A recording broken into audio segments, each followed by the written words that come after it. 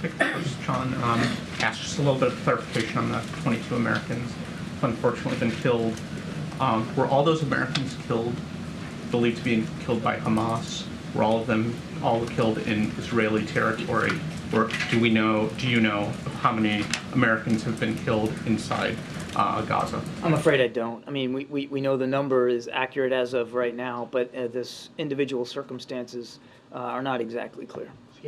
This group of 22, it was in Israel, but I don't have the details on every single one. You could certainly consult the State Department. They might have a little bit higher touch because they are in touch, or I know they're trying to be in touch with all the families, but we don't have that information. If I can just quickly, all signs suggest that Israel will begin possible ground invasion relatively soon.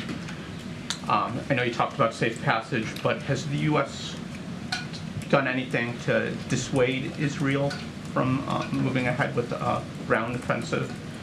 And if it does move ahead, has the president or administration officials directly asked Israel to show restraint in how it goes about such an operation? We're going to let the Israelis talk about their military operations, particularly in the future tense. I mean, we don't even talk about our operations in the future tense. So I don't want to get ahead of where things are. And I certainly am not going to talk about Israeli military planning, so I'll let them take that. You heard the president talk about this a little bit yesterday, this idea you're asking about restraint. I mean, nobody wants to see any more innocent life lost. None. Nobody, no matter who you are. If you're an innocent civilian, you didn't cause this, you didn't ask for this, and you shouldn't be having to fear for your life. Nobody wants to see that happen. And I think it's important to remind that, especially on the Palestinian side, Hamas is directly endangering their lives, headquartering themselves in hospitals and schools, residential buildings, using the Palestinian people as human shields. They didn't ask for that either. And Hamas doesn't speak for the majority of the Palestinian people or their aspirations for peace and security. I think that's an important place to start this conversation. Unlike the United States, unlike Israel, as the president said yesterday, who have respect for the rule of law and the law of armed conflict and respect for human life. Hamas has none at all. So again, we'll let the Israelis speak for their military operations. Our focus squarely right now in these still early hours, and they are early hours, is to make sure that the Israelis have what they need. I just want to clarify the numbers here. I think, Corinne, you just said that 17 Americans remain missing. Is that the latest number? I think yesterday you had said 20. I just want to make sure we're operating off of the same thing. There is 17 that are missing and 22 that are dead.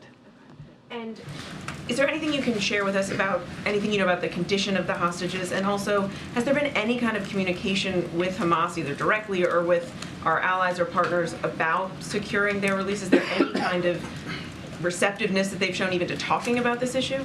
So let me take the second one first. Obviously, we're in discussions not only with the Israelis about what hostage recovery could look like, but with other allies and partners in the region. And there are some countries like Qatar that have open lines of communication with Hamas. So of course we're casting the net wide, as you would expect we would. We want to get these all the hostages back with their families, particularly the American hostages, no question about that. Now where they are and in what condition, no. Sadly, we don't know. And that makes efforts very, very difficult, again, in these early hours. But we don't know. We don't know where they are. We don't know if they're all in one group or broken up into several groups. We don't know if they're being moved and with what frequency and to what locations.